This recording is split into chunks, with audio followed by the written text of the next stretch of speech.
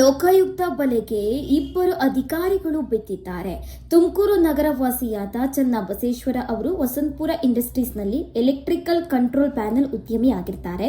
ತುಮಕೂರು ಜಿಲ್ಲಾ ಕೈಗಾರಿಕಾ ಕೇಂದ್ರ ಕಚೇರಿಗೆ ಸಹಾಯಧನಕ್ಕಾಗಿ ಅರ್ಜಿ ಸಲ್ಲಿಕೆ ಮಾಡಿದ್ದಾರೆ.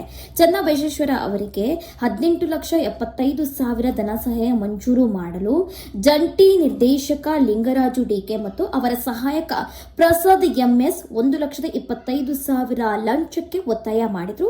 ಇನ್ನು ಮುಂಗಡವಾಗಿ 10,000 ರೂಪಾಯಿ ಕೂಡ ನೀಡಿದ್ರು. ಜಿಲ್ಲಾ ಕೈಗಾರಿಕಾ ಕೇಂದ್ರದ ಪ್ರಸಾದ್ ಅವರು 1,15,000 ರೂಪಾಯಿ ಲಂಚ ಸ್ವೀಕಾರ ಮಾಡುವಾಗ ಲೋಕಾಯುಕ್ತ ತನಿಖಾ ಅಧಿಕಾರಿ ಡಾಕ್ಟರ್ ಸಂತೋಷ್ ಕೆಎಲ್, ಪೊಲೀಸ್ ಉಪಾಧೀಕ್ಷರು ನೇತೃತ್ವದ ತಂಡ ಆರೋಪಿ ಲಿಂಗರಾಜ್ ಡಿಕೆ ಪ್ರಸಾದ್ ಅವರನ್ನು ವಶಕ್ಕೆ ಪಡೆದಿದ್ದಾರೆ. ಈ ಹಿಂದೆ ಮೈಸೂರು ಜಿಲ್ಲಾ ಡಿಐಸಿ ಜಂಟಿ ನಿರ್ದೇಶಕರಾಗಿ ಕರ್ತವ್ಯ ನಿರ್ವಹಿಸಿದ ಸಮಯದಲ್ಲಿ ಲಿಂಗರಾಜು ಡಿಕೆ ಎಸಿಬಿ ಬಲೆಗೂ ಬಿದ್ದಿದ್ರು ಎನ್ನುವುದು ತಿಳಿದು ಬಂದಿದೆ. ಕಾರ್ಯಾಚರಣೆಯಲ್ಲಿ ಮಂಜುನಾಥ್, ಎಂಕೆ ಸುರೇಶ್, ಬಿ ಮೊಹಮ್ಮದ್ ಸಲೀಂ ಹಾಗೂ ಸಿಬ್ಬಂದಿಗಳು ಆರೋಪಿಗಳನ್ನು ವಶಕ್ಕೆ ಪಡೆಯುವಲ್ಲಿ ಯಶಸ್ವಿಯಾಗಿದ್ದು ಮುಂದಿನ ತನಿಖೆಗೆ ಒಳಪಡಿಸಲಾಗಿದೆ.